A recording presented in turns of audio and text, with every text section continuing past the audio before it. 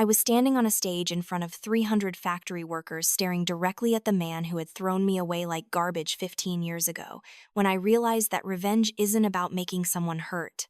It's about building something so undeniable that their denial becomes their own prison. My father, Arthur Vance, sat in the third row with his jaw clenched so tight I could see the vein pulsing in his temple. The PowerPoint behind me displayed the Atlas Flow Technologies logo, and beneath it, in crisp white letters, the words that would change everything: Acquisition Complete Midwest, Forge and Parts. His face had gone from ruddy to ash gray in the span of 30 seconds.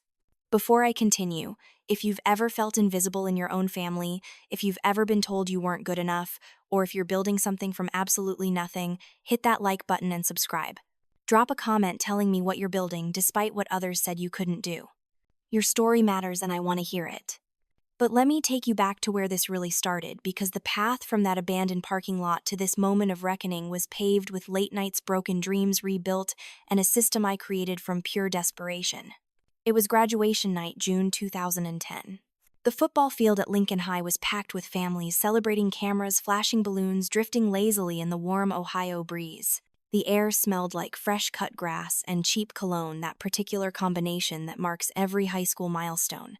I stood there in my powder blue gown, clutching my diploma, scanning the crowd for my father's truck. I'd seen him arrive earlier. I knew he was here somewhere, probably avoiding the crowd like he always did, uncomfortable with the pageantry of it all. My mother, Eleanor, had texted earlier saying she had a migraine and couldn't make it. The text had been brief, almost dismissive: head hurts too much. Brooke will record it for me. Congrats. No emoji. No warmth. Just the bare minimum acknowledgement that her youngest daughter was graduating. It wasn't surprising. She'd missed most of my school events over the years. The science fair where I'd won first place. The robotics competition where our team made it to states. Every single parent-teacher conference after 8th grade. There was always a migraine, always a prior commitment, always something more important involving Brooke. But Dad was here. That had to mean something. I'd seen his beat-up Ford phone, 150 inches, the parking lot, the same truck that had taken him to Midwest Forge every day for 23 years. The truck with a dent in the passenger door from where he'd backed into a telephone pole 5 years ago and never bothered to fix. The truck that smelled like motor oil and Old Spice and disappointment. I found him by the parking lot, leaning against that familiar truck, the June sunset casting long shadows across the cracked asphalt. There was something off about his posture, the way he stood with his arms crossed, his face completely expressionless. No smile, no pride. Nothing. Just a blank, hard stare that made my stomach drop before I even saw what was at his feet. The suitcase. My grandmother's old brown suitcase, the one with the broken wheel and the duct tape holding the corner together. The one that had sat in our attic for years, collecting dust and memories of a woman I'd barely known. And now it was here at my graduation, sitting on the asphalt like a judgment. Dad, I said, my voice small, already bracing for something I couldn't name yet. The diploma in my hand suddenly felt like paper, weightless and meaningless. Arthur Vance looked at me the way you'd look at a stranger asking for directions. Cold. Transactional. Clinical. That's everything you own, he said, nodding at the suitcase. His voice was flat, rehearsed, like he'd been practicing this moment. Time for you to figure things out on your own.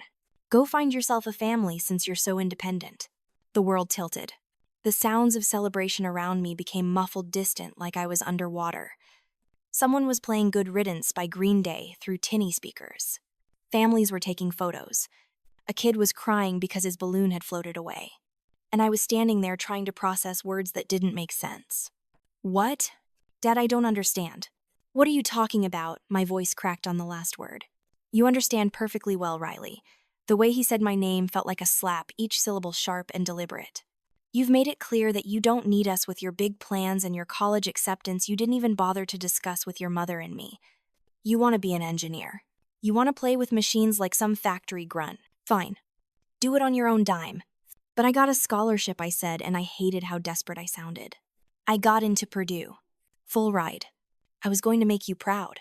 I thought you'd be happy that I wanted to work with my hands like you do. I thought. Proud, he laughed, but there was no humor in it, just a sharp, bitter sound that cut through the evening air.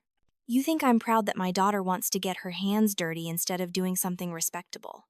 Your sister Brooke is going to state for communications. That's a real career. That's something we can talk about at church, something your mother can brag about to her book club. What are you? A girl who wants to fix trucks? Who wants to smell like grease and diesel? That's not pride, Riley. That's embarrassment. Each word landed like a physical blow. I felt tears burning behind my eyes, but I refused to let them fall. Not here. Not in front of him. Not when he was already looking at me like I was something broken that needed to be thrown away. I thought you'd understand, I said, my voice barely above a whisper. You work with machines every day. You come home and you talk about the forge, about the metal, about how things fit together. I thought you'd see that I'm like you. I thought that would matter.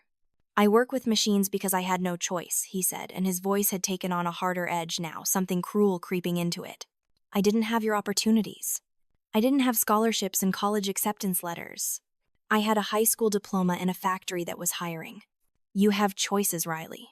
Real choices. And you're choosing to throw them away on some fantasy about being the only girl in a room full of men who'll never take you seriously. He picked up the suitcase and shoved it toward me. The weight of it, the emptiness of it, felt like a physical manifestation of everything I'd never received from him. Love. Support. A single damn word of encouragement that wasn't wrapped in conditions and disappointment. There's some clothes in there, he continued, his tone businesslike now, like he was giving instructions to a subordinate at the factory. Some toiletries. Your mother packed it. And there's a little money, not much, but enough to get you started. Whatever you do from here, that's on you. We're done supporting a lifestyle we don't believe in. A lifestyle, I repeated, incredulous. Going to college is a lifestyle. Going to college to study something that'll never pay off, that'll never lead anywhere, that's just you being stubborn and foolish because you think you know better than everyone else. That's the lifestyle I'm talking about. That's when Brooke appeared, materializing from between two parked cars like she'd been waiting for her cue. My older sister, 21, and already dressed like she was hosting a morning talk show, wearing a sundress that probably cost more than my entire graduation outfit. Her phone was held up high, the camera pointed directly at us, the little red light indicating she was recording.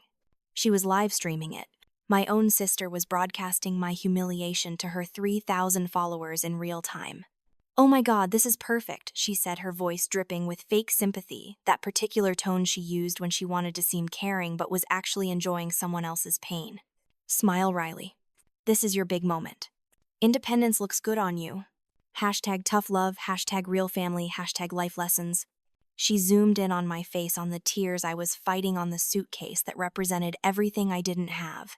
Her followers were probably eating it up, typing comments about how brave Arthur was for teaching his daughter responsibility, about how kids these days needed to learn to stand on their own 2 feet. Brooke, put the phone down, I said, my voice shaking with a mixture of humiliation and rage. Why? This is real life, sis. People love real life. They love authentic moments. This is authentic. Dad's giving you the gift of independence, and you're standing here acting like he's the bad guy. She turned the camera to face herself, her influencer smile perfectly in place. See, guys, this is what tough love looks like.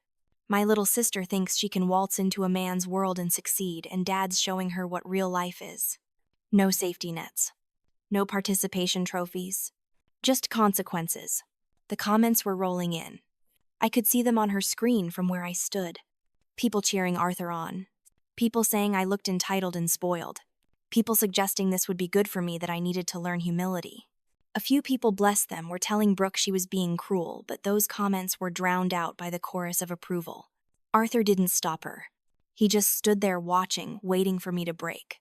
Waiting for me to cry and beg and promise to be the daughter he wanted instead of the daughter I was. I could see it in his eyes, that expectation. He thought this would work. He thought humiliation and abandonment would somehow fix whatever he perceived as broken in me. I didn't break. Instead, something inside me crystallized, hardened, became something sharp and purposeful. It was like every moment of disappointment, every missed event, every dismissive comment, every time I'd been made to sit in that cheap plastic chair at the dinner table, while everyone else got the good wooden ones, all of it condensed into a single point of absolute clarity. I picked up that suitcase, feeling the weight of its emptiness, and I looked my father dead in the eye. You're going to regret this, I said, and my voice was steady now, calm, almost eerily controlled. Not because I'll come back begging. Not because I'll fail and prove you right. But because you're going to watch me build everything you said I couldn't. And when I succeed in ways you can't even imagine right now, you're going to realize that you threw away the one person in this family who actually understood what you do, who actually valued what you built your life on. You're going to regret that I'm not there to share it with. He smirked, and I saw Brooke zoom in on his face, capturing his dismissive expression. Good luck with that, kid. The world's full of dreamers. Most of them end up right back where they started, a little older and a lot more humble. Then I guess you'll see, I said. Either way, you've made your choice. And I'll make mine. Then he got in his truck. Brooke climbed into the passenger seat, still recording, still narrating for her followers about the importance of tough love and natural consequences, and they drove away. The red taillights disappeared into the gathering dusk, and I stood there in an emptying parking lot alone, holding a suitcase that weighed maybe 10 pounds, containing 2 changes of clothes, a broken alarm clock, some cheap shampoo, and 20 crumpled dollar bills. Around me, families were packing up. I watched a girl about my age hug her parents, all 3 of them crying happy tears. I watched a father hoist his son onto his shoulders for a photo. I watched a mother adjust her daughter's graduation cap, laughing at something, the kind of easy affection that I'd stopped hoping for years ago. I didn't cry. Not then. Instead, I sat down on the curb, my powder blue gown pooling around me, and I opened the suitcase on my lap. The clothes were old ones from the back of my closet, things I hadn't worn in years. The toiletries were travel-sized bottles from hotels, the kind you get free. And tucked inside, folded into a tight square, was a note. Arthur's handwriting, all capitals, "Don't call unless it's an emergency." And below that, in Eleanor's smaller, more controlled script, "We hope this teaches you what you need to learn. Love, Mom and Dad." Love. They'd signed it love. Like abandoning your 18-year-old daughter in a parking lot was an act of affection. Like humiliation was pedagogy. Like cruelty was care. I tore the note into pieces and let the wind take them, watching the scraps scatter across the parking lot like confetti from someone else's celebration. The last bus to Columbus left at midnight. I knew this because I'd looked up the schedule weeks ago, back when I'd been planning to visit Purdue, back when I'd had a future that included parents who cared and a family that supported dreams. I used 15 of my $20 for the ticket, leaving me with $5 and whatever change I could scrounge from the bottom of my pockets. The bus smelled like diesel and old coffee and other people's problems. Every seat seemed to hold someone with their own story of running from something or toward something. A woman with 2 sleeping kids. An old man with a duffel bag and a 1,000-yard stare. A couple of teenagers who looked like they'd rather be anywhere else. And me in my graduation gown because I had nothing else to change into, clutching a brown suitcase like a life preserver. I chose a window seat in the back and watched my hometown disappear street by street. The high school where I'd spent 4 years trying to prove I was worth noticing. The diner where Brooke had worked one summer and quit after 3 weeks because the work was beneath her. The factory where Arthur had spent half his life, the same factory I'd dreamed about being part of someday, back when I still thought his world had room for me in it. The bus ride took 3 hours. 3 hours of darkness and highway lights and the steady rumble of the engine. 3 hours of trying not to think about what came next, because thinking about it made the panic rise in my throat like bile. 3 hours of watching my reflection in the window, still wearing that ridiculous gown, looking like someone on their way to a party that had already ended. Columbus was different from our small industrial town. It was bigger, louder, more indifferent. The city didn't care about my story. It had 10,000 stories, just like it, may be worse. I arrived at the Greyhound station at 2 in the morning, and the city felt like it was breathing in its sleep, dangerous and full of possibility at the same time. The station was nearly empty. A janitor mopping the floors. A security guard who looked half asleep. A woman behind the ticket counter reading a romance novel. I stood there for a long moment, my suitcase at my feet, trying to figure out what to do next. I had $5. No phone. Nowhere to go. No plan beyond getting on that bus and leaving everything behind. I walked. That's all I could do. I walked through neighborhoods that got progressively rougher, past closed storefronts and bars, with neon signs still buzzing in the darkness. My suitcase's broken wheel scraped against the sidewalk, making a grinding sound that seemed impossibly loud in the quiet streets. The sound followed me like an accusation, like evidence of my failure, like proof that Arthur had been right. Every block looked the same. Empty streets. Sleeping buildings. The occasional car passing by the drivers, not even glancing at the girl in the graduation gown, dragging a suitcase through the night. I was invisible here, just another lost person in a city full of them. I don't know how long I walked. An hour, maybe 2. My feet hurt. The gown was dirty at the hem from dragging on the ground. The handle of the suitcase was digging into my palm, leaving marks. But I kept walking because stopping meant facing the reality of my situation, and I wasn't ready for that yet. Then I saw it. A diner still open with a flickering neon sign that read Earl's. The apostrophe had burned out years ago, so it just said Earl's, but I didn't care. Through the window, I could see a woman behind the counter, middle-aged black, with her hair pulled back in a tight bun. She was wiping down tables with the efficiency of someone who'd done this 10,000 times, her movements automatic, but not careless. The door chimed when I pushed it open. The woman looked up from her cleaning, and her eyes traveled from my face to my graduation gown to my suitcase to my face again. She didn't look surprised. She looked like she'd seen this exact scene play out 100 times before. "You running from something or towards something?" she asked, her voice matter-of-fact, like this was a normal question to ask a stranger at 2 a.m.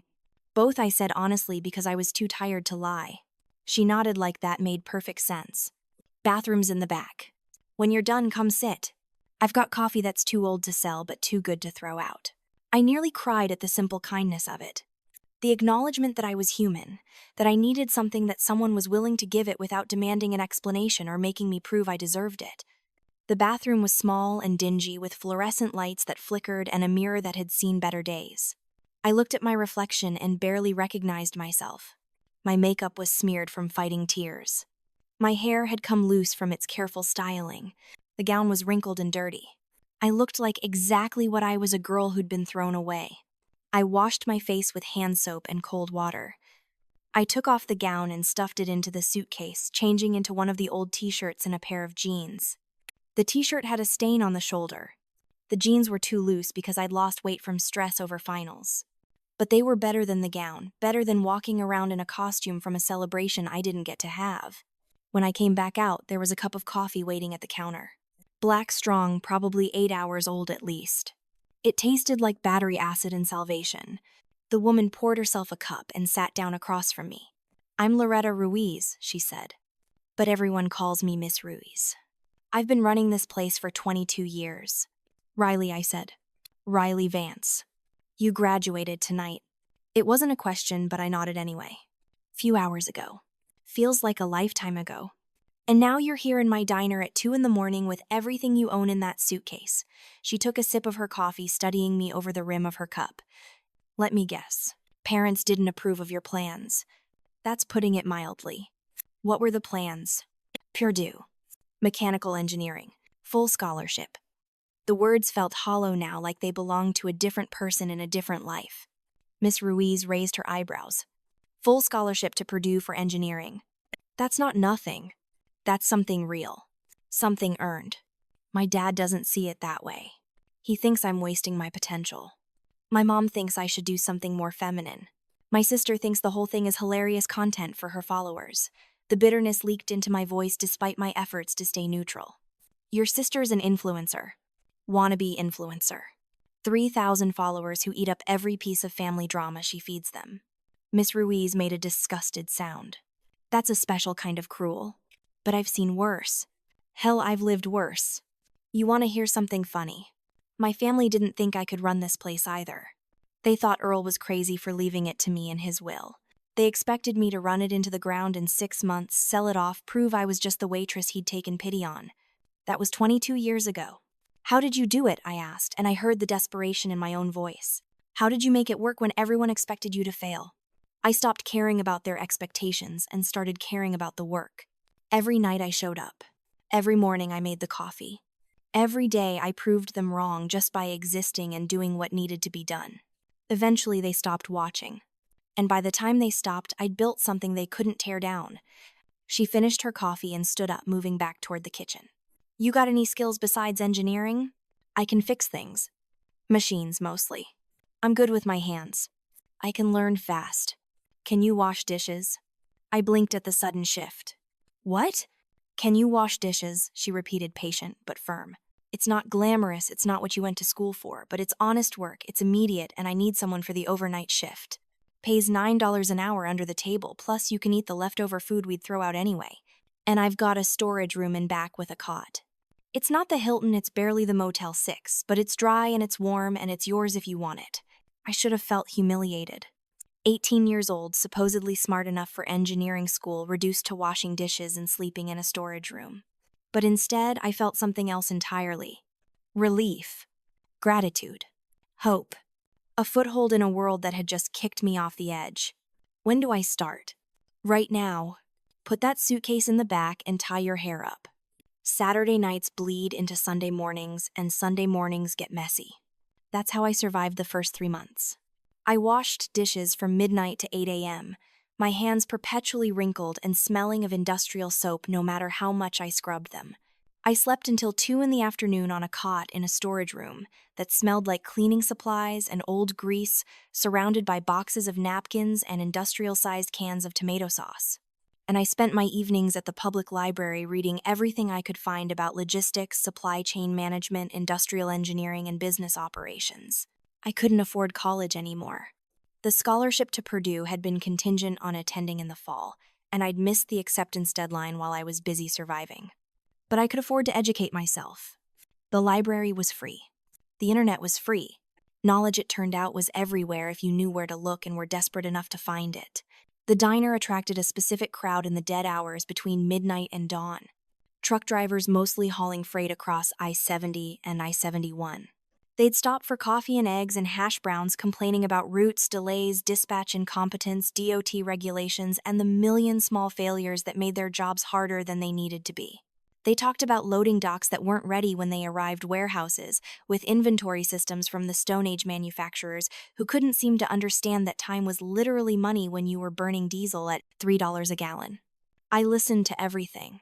While I washed dishes, while I refilled coffee, while I wiped down tables, I absorbed their complaints and frustrations like they were textbooks. I started to see patterns. The same problems over and over. Not individual failures, but systemic ones. Not bad people, but bad processes. One driver in particular became a regular around 3 a.m. His name was Gabriel Martinez, but everyone called him Gabe. He was 58 years old, built like a bear with salt and pepper hair, a thick mustache, and hands that looked like they could crush walnuts. He drove for a regional carrier called Midwest Transport, and he'd been on the road for 35 years. Gabe had a routine. Coffee black, 3 sugars. Eggs over easy wheat toast, hash browns scattered and smothered. He'd eat slowly, reading the paper occasionally, calling out to other drivers he knew. He tipped exactly 20%, never more, never less. And he always left right at 4:15 to beat the morning traffic building up on 71 North. He noticed me one night when I was wiping down tables near his booth. He was arguing with another driver about the best route to Cincinnati, and I stopped for just a moment listening because the argument was based on a false premise. They were both wrong. "You got opinions on freight logistics, kid?" Gabe asked, amused by whatever expression had crossed my face. "I've got observations," I said carefully, not wanting to overstep. Such as you're both arguing about whether to take 70 or 71 to Cincinnati, but you're treating it like an either-or problem when it's actually a sequencing problem. If you stage your load differently, you could split the delivery and hit both routes, cutting your total time and fuel consumption by probably 20%. You're both right about your preferred routes. You're just wrong about the question you're asking. The other driver, a younger guy with a Buckeyes cap, snorted. "What do you know about sequencing?" "You're a dishwasher." "I'm a dishwasher who reads DOT regulations for fun and has mapped every major freight route in the Midwest on graph paper in her spare time. So probably more than you think." Gabe laughed, a big booming sound that drew looks from the other patrons. "Come sit down, kid. Let's talk about flow." That conversation changed everything. Gabe became my unofficial mentor, meeting me at Earl's every few nights, teaching me the real-world mechanics of logistics that no textbook could capture. He explained dwell time at loading docks, the art of reading a bill of lading, how to calculate fuel efficiency against weight distribution, the politics of dispatch that determined who got the good loads and who got stuck with the garbage, runs, and the unspoken rules of the road that separated successful drivers from burnouts. He brought me copies of his route sheets, his fuel logs, his delivery confirmations. He let me analyze his entire operation, looking for inefficiencies. And he actually listened when I found them, which was more than anyone else in my life had ever done. After 2 months of these informal lessons, Gabe made me an offer. "I need someone to help me route my runs more efficiently," he said one morning as the sun was starting to come up. "I'll pay you $20 a week if you can actually save me time.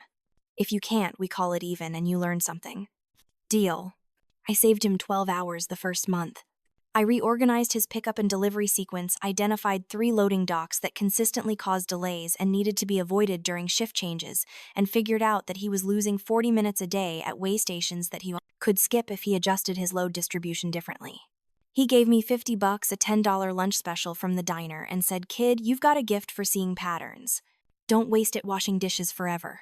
But I didn't stop washing dishes. I needed the stability, the routine, the safety of Miss Ruiz's storage room, and the knowledge that I had somewhere to be every night. What I did do was start applying Gabe's lessons more broadly. I began mapping the delivery routes of every driver who came through Earl's, which was dozens of them each week. I noticed patterns. Inefficiencias. Bottlenecks that appeared across different companies, different routes, different loads. The same problems kept appearing. Drivers arriving at docks that weren't ready for them. Warehouses with inventory management so chaotic that finding the right pallet took an hour. Manufacturers scheduling pickups without coordinating with their production schedules. Everyone optimizing for their own small piece of the puzzle without seeing the whole picture. And I started to see something bigger. A system, or rather the absence of a system. The entire logistics industry was running on outdated processes, tribal knowledge, and individual heroics. There was no coordination, no communication, no real-time data. Just people with clipboards and phones making best guesses and hoping things worked out. That's when the idea first whispered to me late one night while I was elbow deep in dishwater, listening to 3 different drivers complain about 3 different problems that all stemmed from the same root cause. What if there was a better way? What if someone built a tool that connected all these pieces, that let factories and drivers and warehouses communicate in real time, that treated logistics not as a series of transactions, but as a living, breathing flow that could be optimized, predicted, and controlled? The idea wouldn't leave me alone. It followed me through my shifts, through my library sessions, through my conversations with Gabe. It grew from a whisper to a shout to a certainty. I could build this. I could fix this. Not someday, not when I was older and more experienced and had capital and connections. Now, because I understood the problem in a way that people with MBAs and consulting experience didn't. I understood it from the ground up, from the perspective of the people actually doing the work. I was 19 when I wrote the first line of code. I'd been in Columbus for a year, still washing dishes, still sleeping in the storage room, but I'd saved $1,100 by living on nothing but leftover diner food and tap water. I spent $900 of those dollars on a used laptop from a pawn shop, a 5-year-old Dell with a cracked screen and a battery that lasted maybe 40 minutes. I taught myself to code using free resources online. Code Academy, Khan Academy, Stack Overflow, YouTube tutorials at 2 a.m. when the library was closed and the diner was quiet. I learned Python because it was versatile and beginner-friendly. I learned SQL because logistics is all about data. I learned basic HTML and CSS because I knew I'd need a user interface eventually. It was ugly. God, it was so ugly. The interface looked like it had been designed by someone who'd never seen a computer, which wasn't far from the truth. There were bugs everywhere. It crashed constantly. But it did one thing. Well, it tracked shipments across multiple points in a supply chain and identified where delays were most likely to occur based on historical patterns. I called it plant flow because I was thinking about the flow of materials through a manufacturing plant, the way water flows through pipes, finding the path of least resistance. But also because I wanted it to be something that could be planted anywhere and grow something organic and adaptable. I tested it on Gabe's routes first. He was skeptical but willing to humor me. I had him enter his delivery data for 2 weeks, which he did in his terrible handwriting on printed forms that I then had to manually input into the system because I hadn't built mobile compatibility yet. The system analyzed his patterns, identified the 3 docks where he lost the most time, and suggested alternative scheduling that would minimize wait time. After 2 more weeks of following the system's suggestions, Gabe had cut his total dock wait times by 40%. 40%. That translated to nearly 2 hours a day. He was getting back 2 hours he could use for additional runs, or for getting home earlier, or just for being less exhausted. "How the hell did you do this?" he asked, staring at the numbers I'd printed out for him. I just made visible what was always there. The pattern. The flow. You were always hitting the same docks at the same times, and those docks were always backed up at those times because everyone else was doing the same thing. The system just showed you when to shift your schedule to avoid the crowds. You need to sell this thing, Riley. To who? I'm a 19-year-old kid living in a storage room. I don't have a degree. I don't have a business license. I don't have anything except a laptop held together with duct tape and a system that barely works. You've got something that saves people time and money. That's all a business needs to be. Everything else is just paperwork. Gabe was right, but I was terrified. Selling something meant putting myself out there, meant risking rejection, meant facing the possibility that maybe Arthur had been right and I was just a dreamer heading for failure. But staying in the storage room forever wasn't an option either. I hadn't come this far just to wash dishes until I was 50. My first real client came through Gabe's network. A man named Carl Brennan, who owned a small metal casting operation called Brennan Forge about 40 miles outside Columbus. Carl employed 20 people and ran on margins so thin that a bad month could put him out of business. One of his drivers had told him about the route optimization thing I'd done for Gabe, and Carl called the diner asking for the girl who does the logistics thing. Miss Ruiz handed me the phone with a raised eyebrow and a small smile. "You've got a business call, entrepreneur." Carl's problem was simple but devastating. His deliveries were chronically late, his customers were threatening to find other suppliers, and he couldn't figure out why. His trucks left on time. His drivers were competent, experienced guys who'd been with him for years. His products were good, sometimes even ahead of schedule. But somewhere between his shop and his customers, everything fell apart. "It's killing me," he said, and I could hear the exhaustion in his voice. "I'm losing customers I've had for 15 years because I can't get stuff there when I say I will. And I don't know why. I've tried everything." "Let me come look at your operation," I said, trying to sound more confident than I felt. "Give me a week. If I can't find the problem, you don't owe me anything." I spent that week living in Carl's world. I took the bus out to his facility at 5 a.m. and stayed until 9 at night. I rode along on deliveries, sitting in the passenger seat of the trucks, timing everything, noting every delay. I watched his loading process, studied his warehouse layout, interviewed his workers, talked to his customers.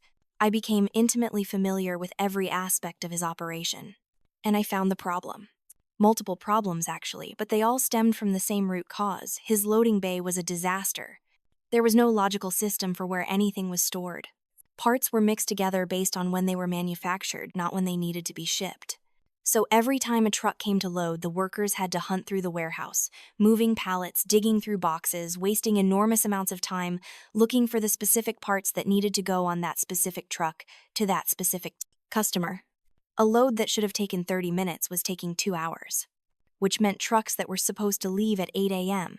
weren't leaving until 10, which meant they hit midday traffic instead of early morning clear roads, which meant they arrived at customers after lunch instead of before, which meant they missed delivery windows, which meant products sat in trucks overnight or got sent back, which meant Carl's reputation as a reliable supplier was getting destroyed one late delivery at a time. The solution was almost embarrassingly simple. I redesigned his entire warehouse layout, organizing parts by delivery route and customer, rather than by production date. I created a basic inventory tracking system using Excel and some custom scripts I wrote. I integrated that with his delivery schedule so that when a truck was scheduled to load, the exact location of every item needed for that load was already identified and staged near the bay door. Within 3 weeks, his on-time delivery rate went from 57% to 94%. His loading times dropped from an average of 112 minutes to 33 minutes. His drivers were happier because they weren't sitting in traffic. His customers were happier because they were getting their orders on time. His workers were happier because they weren't spending half their day playing treasure hunt in a chaotic warehouse. Carl paid me $500, hugged me hard enough to crack my ribs, and told everyone he knew that I'd saved his business. I was 3 months from closing, he told me. 3 months from telling 20 guys they didn't have jobs anymore. "You changed that. I don't know how to thank you." "Tell people," I said. "If you know anyone with similar problems, tell them about me. That's all the thanks I need." He told everyone. And the phone started ringing. Not just at Earl's, but at a P.O. box I'd rented, which started filling with letters from small manufacturers who'd heard about the kid who'd fixed Brennan Forge. Emails started coming to the free Gmail account I'd set up. Word was spreading through the tight-knit community of small industrial operations across Ohio. Within 6 months, I had 12 clients. I was still washing dishes at Earl's 3 nights a week because I needed the stability, and because I owed Miss Ruiz everything, and because the storage room was still the closest thing I had to home. But I was making more from my consulting work than from the diner. I was charging on a sliding scale based on what people could afford, taking payment plans when necessary, sometimes accepting meals or rides or introductions instead of cash. I was building something, slowly, haphazardly, with no business plan and no model for success, except helping one person at a time solve one problem at a time. It wasn't glamorous. It wasn't what you'd call a proper startup.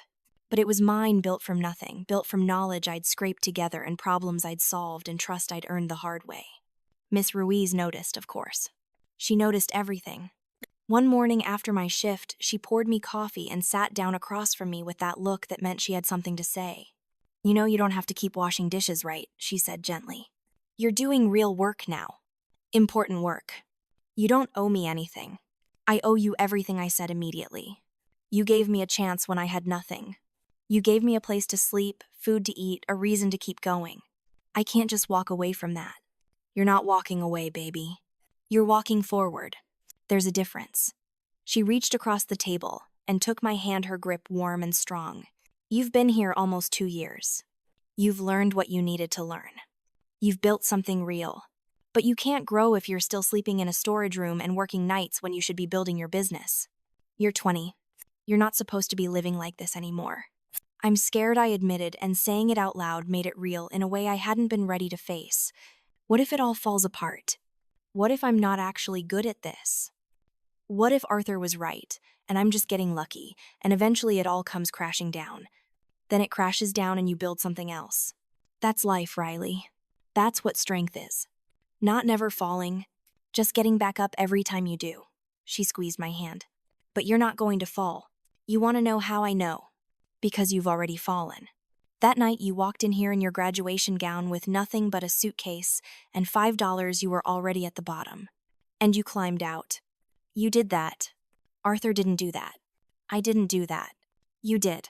So stop being afraid of falling when you've already proven you can survive it." So I did it. I found a studio apartment above a Vietnamese restaurant in the short north, 600 square feet, that smelled like pho and cilantro and possibility. It cost $500 a month, which terrified me, but I signed the lease anyway. I bought a real bed from IKEA, a desk from a thrift store, and I set up 3 monitors that I'd saved for months to afford. That apartment became mission control. The walls were covered in whiteboards where I mapped supply chains and drew flowcharts. My desk was always covered in notebooks filled with client data, routing, algorithms, efficiency calculations.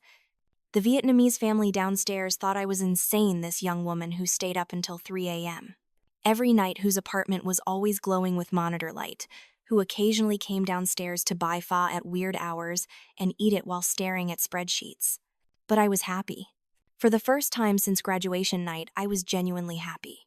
I was building something that mattered, helping people solve real problems, proving every day that I could do exactly what Arthur said I couldn't. PlantFlow officially launched as a product, not just a service, in January 2014.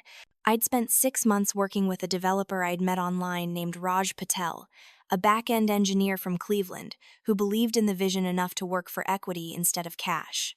We'd also brought on Tessa Kim, a UI designer from Chicago who'd been laid off from a failed startup and was looking for her next thing. The 3 of us worked like people possessed. Raj built the infrastructure that could scale beyond my shoddy Python scripts. Tessa made it actually beautiful, turning my utilitarian nightmare of an interface into something that humans would willingly use. I handled everything else: customer relations, sales, business development, strategy support, and still somehow the occasional consulting gig when we needed cash flow to keep the lights on. We called the company Atlas Flow Technologies because we were building something that could hold up an entire industry. The logo was simple, a continuous line forming the shape of a globe representing infinite connection, infinite possibility, infinite flow. Tessa designed it in an afternoon, and we all knew immediately it was perfect. Our first year, we signed 40 clients. Our second year, 206. By year 3, we'd raised our first round of venture capital, $750,000, from a small Ohio fund that believed in industrial tech.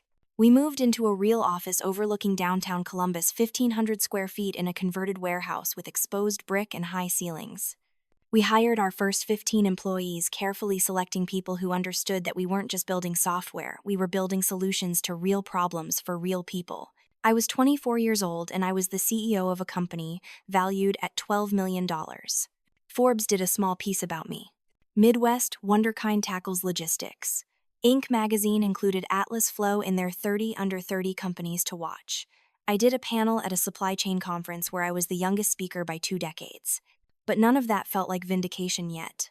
Because the people who'd told me I couldn't do this, the people who'd thrown me away like garbage they didn't know, they'd never come looking.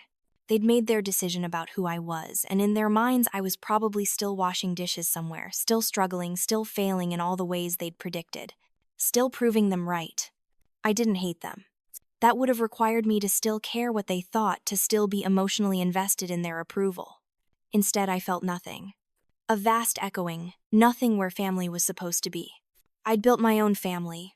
Raj and Tessa and the growing team at Atlas Flow who believed in the mission. Miss Ruiz, who still called me every Sunday to check in and tell me about the diner gossip. Gabe, who'd retired from driving but still consulted for us on route optimization and talked about me to anyone who'd listen. These were my people.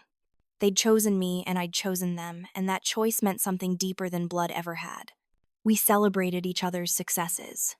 We supported each other through failures. We showed up. That's what family was supposed to be, and I'd built it from nothing, from midnight conversations in a diner and coding sessions at 3 a.m., and the shared belief that broken things could be fixed if you cared enough to try. Then, in October 2017, something happened that would change everything. Our VP of Business Development, a sharp woman named Monica Hayes, came into my office with a file and an expression I couldn't quite read. It was late afternoon golden hour light streaming through the windows, and I was in the middle of reviewing Q3 projections. "I've got something that's either going to make your day or ruin it," she said, standing in my doorway. "Possibly both." "That's ominous." "Hit me." "We've been approached about a potential acquisition. A struggling manufacturing facility in Ohio that's bleeding money due to logistics inefficiencies. They've heard about Atlas Flow. They want to know if we'd be interested in not just providing software but actually taking over operations. Full acquisition." I looked up from my laptop. "That's not really our model. We do software, not manufacturing." "I know, but hear me out. This facility is a case study in everything we talk about fixing. Catastrophic supply chain problems, outdated processes, mismanagement. They've been through 3 different consulting firms in the last 2 years, all of which delivered expensive reports that nobody implemented. The owners are desperate. They're considering liquidation. We're in Ohio." She slid the file across my desk. The cover page had a logo I recognized instantly, even though I hadn't seen it in 7 years. A stylized forge hammer, striking anvil surrounded by the words Midwest Forge and Parts Building American Industry, since 1952. My father's factory. The room tilted and I was suddenly 18 again, standing outside those gates watching trucks come and go, dreaming about being part of that world. I was back in our kitchen sitting in that plastic chair while everyone else got the wooden ones. I was in the garage working on machines while Arthur stood in the doorway, half proud, half disgusted, never quite able to reconcile what he saw with what he thought a daughter should be. "Riley, you okay?" Monica's voice sounded far away. I realized I'd been silent for too long, staring at that logo like it might bite me. "Yeah, I'm fine. Tell me about the situation." Monica sat down across from me, opening her own copy of the file. The details were brutal. Midwest Forge was failing. Not slowly, not gracefully, but catastrophically. Revenue down 42% over 3 years. Customer retention at 51%. Employee turnover through the roof. The place was bleeding money held together by stubbornness and the fact that liquidation was expensive and complicated. The problems were all too familiar: chaotic inventory management, no real-time data scheduling based on outdated spreadsheets, deliveries chronically late, customers fleeing to more reliable suppliers. It was every problem I'd spent 7 years learning to solve, all concentrated in one facility that just happened to be the place where my father had worked for 3 decades. "What's the asking price?" I asked, trying to keep my voice neutral. "They're asking $8 million, but I think we could negotiate down to 6. The question is whether we want to get into the manufacturing business. That's a huge pivot from what we do. That's not software anymore. That's running an actual plant with actual workers and actual machinery. It's a completely different ballgame." "No," I said slowly, and I could feel the pieces clicking together in my mind, the solution forming like it always did when I looked at a broken system long enough. "But logistics is our business. Flow is our business. And if we can prove that our system works at the manufacturing level, not just the transportation level, we become invaluable. We're not just a software company anymore. We're the only company that understands the entire vertical from the factory floor to the final delivery. We're proving that what we built can save actual manufacturing jobs, can bring back actual American industry. That's the story. That's what turns Atlas Flow from a regional success into something national. Monica smiled slowly. So we're doing this. I looked at the logo again, at the place that had represented everything I couldn't have, couldn't be, couldn't touch. The place Arthur had kept me outside of literally and figuratively my entire childhood. And now I had the opportunity to not just enter those gates, but to own them. To prove that the girl who wasn't good enough to sit at the dinner table was capable of saving the very thing her father had spent his life building. The irony was almost painful in its perfection. We're doing this, I said. Set up a site visit. But I'm handling it personally. I want to see the operation from the inside before we commit. You sure? This is emotional. You don't have to. I'm sure. This is exactly why it has to be me. I need to see it. I need to know if it's salvageable. And I need to know that we're not buying it for the wrong reasons. The drive back to my hometown was like rewinding a movie I'd spent 7 years trying to forget. Cleveland Airport. Rental car. Same highway. Same fields turning brown. Same billboard for that strip club. Everything smaller than I remembered, viewed now through the window of a car paid for with my company's black Amex. Midwest Forge was dying. Potholes cratered the parking lot. Paint peeled off the building in long strips. The sign read MI West FRG and PATS because nobody had bothered to replace the missing letters. This place wasn't just declining, it was giving up. I went in as a consultant, not the CEO. Jeans, polo shirt, tablet. Just another person from Atlas Flow doing an assessment. Dennis, the plant manager, walked me through 19 years of slow death. He loved this place. You could see it killing him. The facility was chaos. Inventory everywhere except where it should be. Machines idle because parts weren't staged. Workers waiting for orders that should have come hours ago. The scheduling system was a whiteboard. Someone erased and rewrote every morning based on panic and guesswork. Then I saw him. Arthur Vance, middle of the floor, same canvas jacket from my childhood. 7 years had aged him 20. Gray hair-lined face, shoulders permanently hunched under invisible weight. But that posture, that stubborn pride mixed with exhaustion, that was the same. He was arguing with a younger worker about shipping schedules. I don't care what the system says. 30 years I've been here. We're loading these first. End of discussion. The worker didn't fight. Sure, Arthur. Whatever you say. I stayed back, taking notes, just another consultant he'd never look at twice. Why would he? To Arthur, I was nobody. Another person here to point out problems he'd ignore. 4 hours. I walked every inch, talked to every supervisor, watched the whole operation barely function. Every problem was fixable. Every inefficiency had a solution. This company didn't need to die. It needed someone who'd actually implement the solutions instead of just writing reports nobody read. I could do that. But more than that, I could prove something that had burned in me for 7 years. The girl who wasn't good enough to sit at the family table could save the man's life's work. And he'd have to watch. 3 months of legal work. 3 months of sleepless nights asking myself if this was strategic or just revenge. 3 months of my team asking if I was sure. I was. Every time I questioned it, I came back to the same answer. This was the right move. And if it also let me prove Arthur wrong, that was just bonus. February 2018. Atlas Flow Technologies officially owned Midwest Forge and Parts. Papers signed. Money transferred. Town hall scheduled. Mandatory attendance. I redesigned the auditorium stage. Massive screens showing our logo. Professional lighting. Silicon Valley level presentation. I wanted them to understand this wasn't failure. This was evolution. 342 people filed in that morning. My heart hammered like it was my first investor pitch. Workers in uniforms. Office staff looking worried. Everyone wondering if they were about to lose their jobs. Arthur Vance in the third row, face carefully blank. And Brooke, because the universe loves irony, now working in marketing after her influencer dreams died. Monica stood with me backstage. You ready? Born ready, I said, and meant it. Lights dimmed. The crowd went silent, waiting for their fate. I walked into that spotlight, into the moment I'd been building toward for 8 years. Good morning. My name is Riley Vance, and I'm the CEO of Atlas Flow Technologies. Whispers exploded through the room. Vance. That name meant something here. Arthur's face went white. Brooke grabbed her phone on instinct. I let the confusion build, then continued. I know this facility. Its rhythms. Its people. Its potential.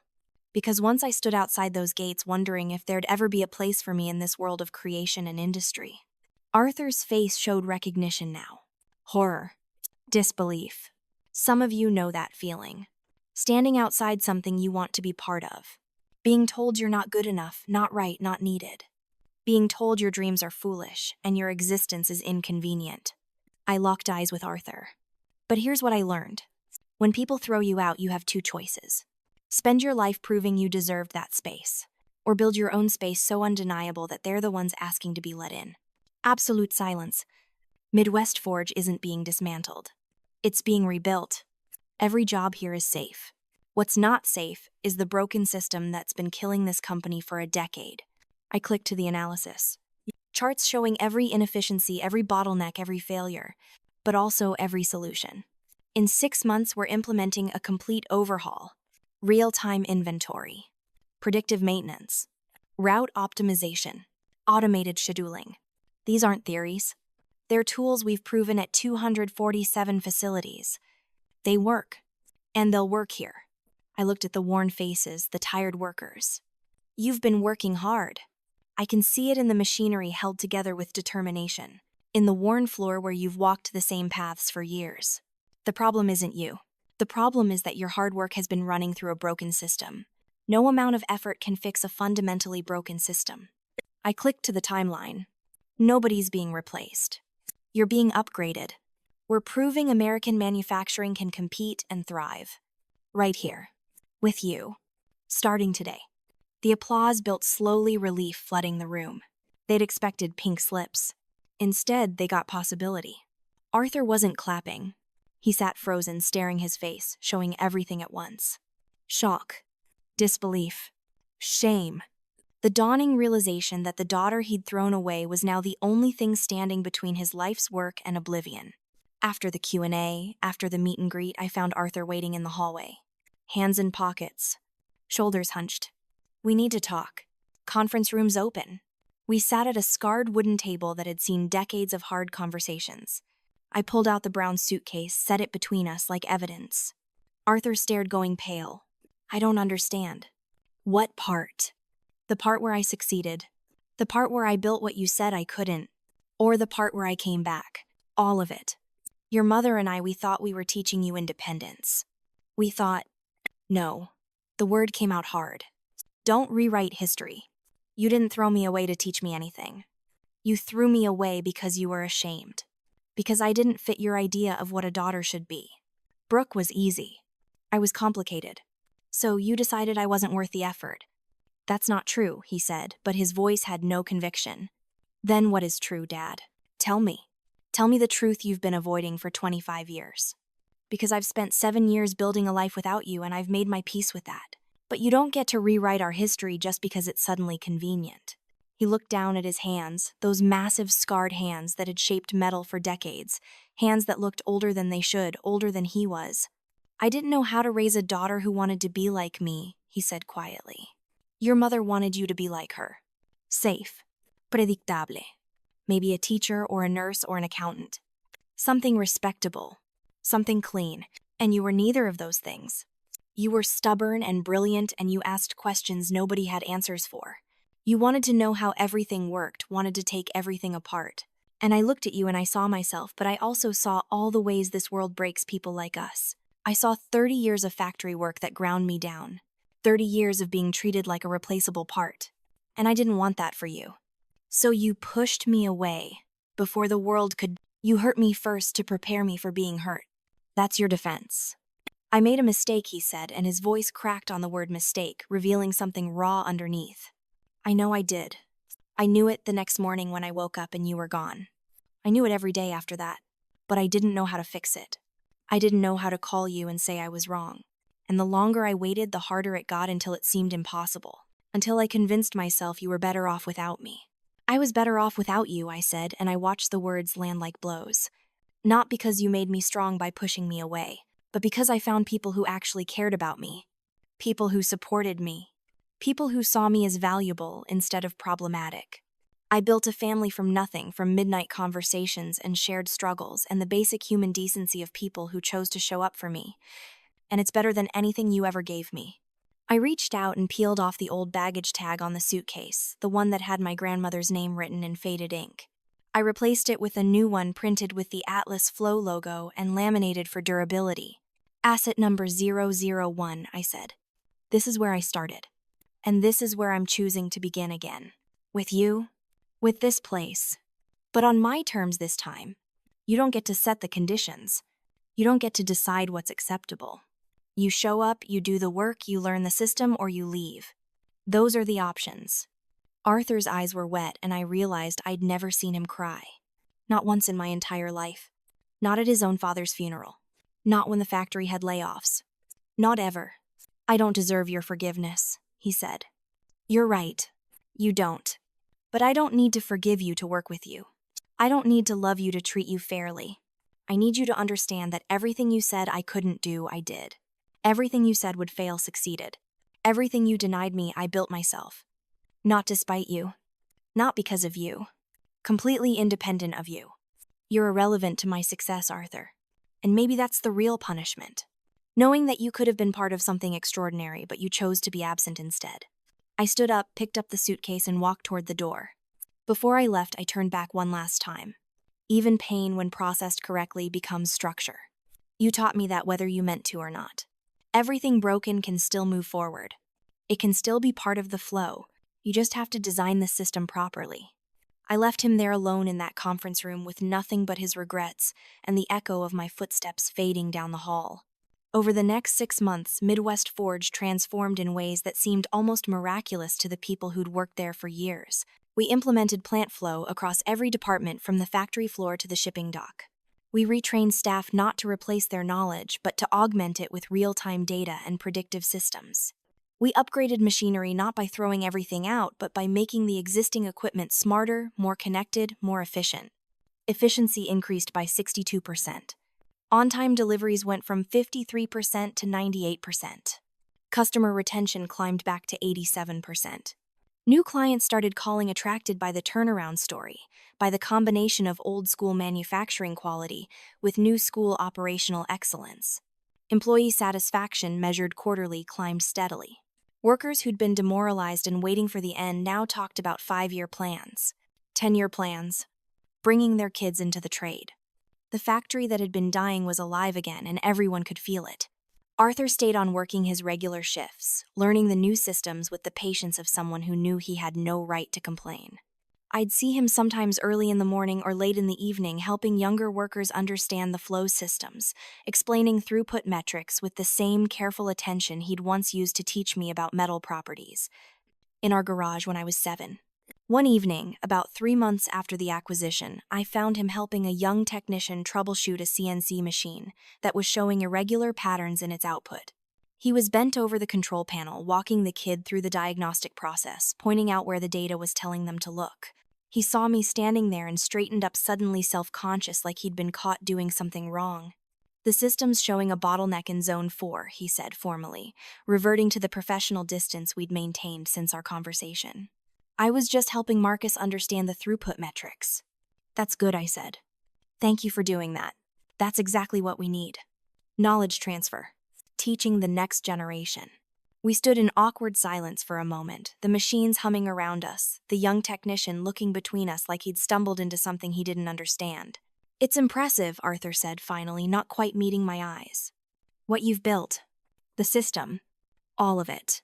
It's better than anything I could have imagined. It's not just mine anymore.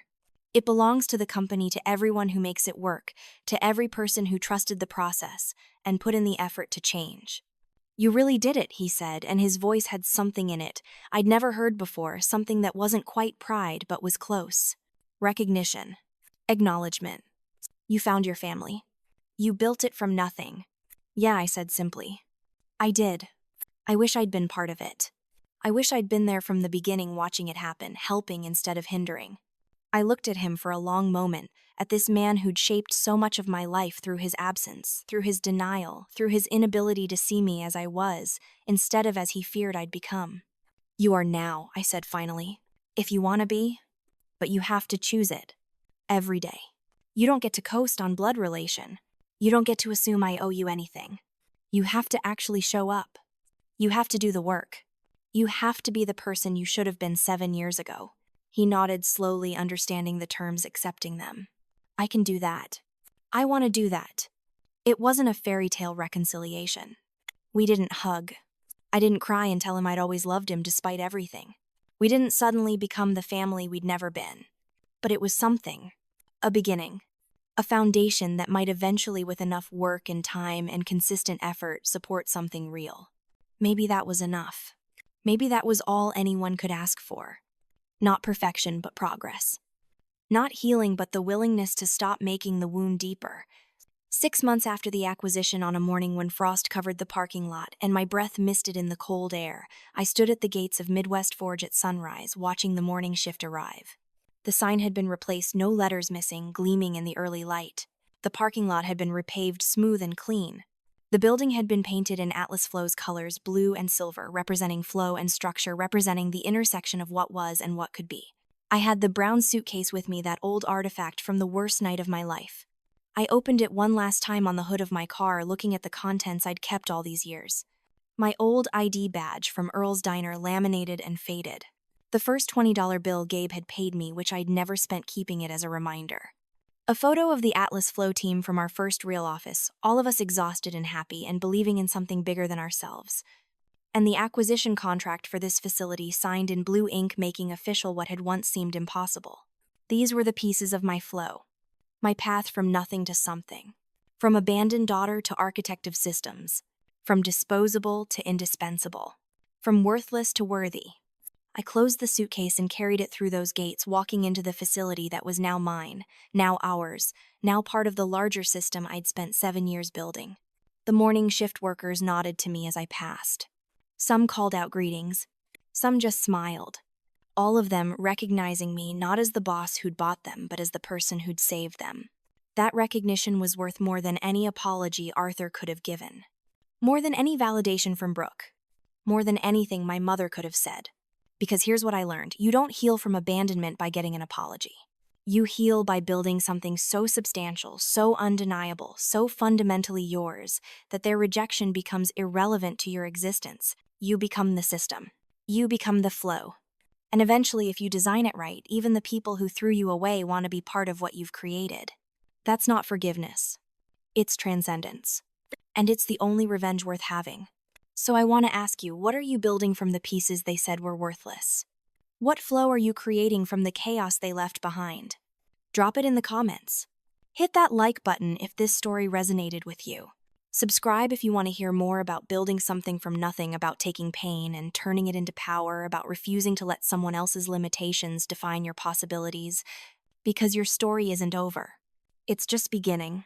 And the best structures are always built by people who were once told they had nothing to build with.